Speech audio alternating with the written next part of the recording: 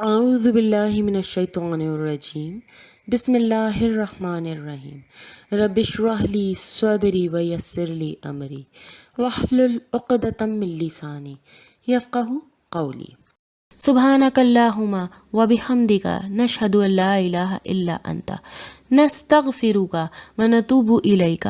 السلام علیکم۔ سورۃ الماعون۔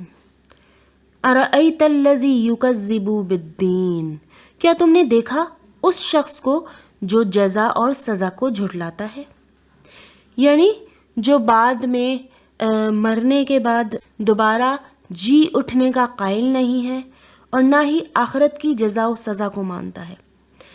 ایسے لوگ سمجھتے ہیں کہ اس زندگی کے سوا ان کی کوئی اور زندگی نہیں ہے۔ اللہ تعالیٰ ایک دوسری جگہ قرآن حکیم میں سورۃ جاثیہ آیت نمبر 64 میں کہتے ہیں، یعنی اللہ فرماتے ہیں کہ وہ کہتے ہیں کہ نہیں ہے کوئی اور زندگی سوائے ہماری دنیا کی زندگی کے، ہم خود ہی مرتے ہیں اور خود ہی جیتے ہیں اور ہمیں نہیں ہلاک کرتا مگر زمانہ۔ یعنی آخرت کے احتساب کا انکار کر کے انسان دراصل جائز ناجائز حلال اور حرام کی پابندیوں سے بالکل آزاد ہو جاتا ہے، اور اس کا جو کردار ہوتا ہے وہ محض عیش کے فلسفے کا چلتا پھرتا اشتہار بن جاتا ہے۔ آیت نمبر 2، فَذَلِكَ الَّذِي يَدُعُ الْيَتِيمَ، یہ وہی ہے جو یتیم کو دھکے دیتا ہے۔ ظاہر ہے جو انسان اچھے برے اعمال کی جزا و سزا کو نہیں مانتا وہ معاشرے کے ایسے افراد کے لیے بھلا اپنا مال کیوں ضائع کرے گا جس سے اسے کسی فائدے کی امید نہیں ہے، یعنی کسی دنیاوی فائدے کی امید نہیں ہے، کیونکہ آخرت پر تو وہ یقین ہی نہیں رکھتا۔ وَلَا يَحُضُّ عَلَىٰ طَعَامِ الْمِسْكِينِ، اور نہ وہ مسکین کو کھانا کھلانے کی تلقین کرتا ہے، یعنی اس کی اخلاقی کمزوری اس قدر ہوتی ہے کہ جس نیک کام پر وہ خود کاربن نہیں ہے وہ کسی اور کو کیسے اس کی تلقین کر سکتا ہے، کیونکہ اس کے نزدیک تو یہ محض ضیاء ہے نا، جس کا نہ دنیا میں کوئی فائدہ ہے اور آخرت پر اس کو یقین نہیں۔ فَوَيْلٌ لِّلْمُصَلِّينَ الَّذِينَ هُمْ عَنْ صَلَاتِهِمْ سَاهُونَ، تو بربادی ہے ان نماز پڑھنے والوں کے لیے جو اپنی نمازوں سے غافل ہیں۔ اس سے معلوم ہوتا ہے کہ حضور صلی اللہ علیہ وآلہ وسلم کی بعثت کے زمانے تک مشرکین عرب کے ہاں نماز کا تصور موجود تھا، لیکن اس کی عملی شکل مسخ ہو چکی ہے۔